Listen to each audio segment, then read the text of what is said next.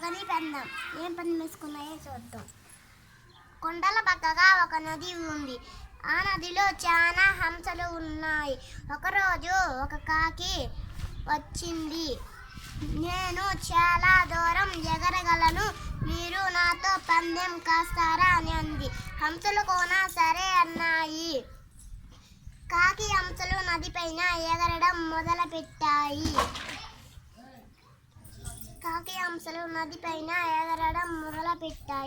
కాకి తన శక్తిని మించకుండా వేగంగా ఎగురుతుంది.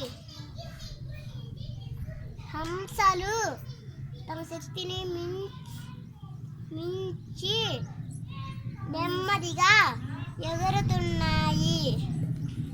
ముందుగా ఎగిరిన కాకికి అలసట వచ్చేసింది.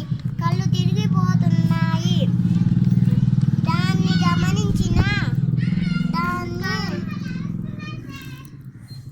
హంసల రాజు గమనించింది. తన వీపు మీదకు చేర్చుకుంది.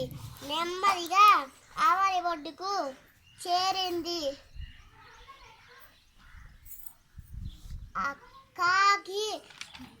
కాకి తన తప్పేంటో తెలుసుకుంది.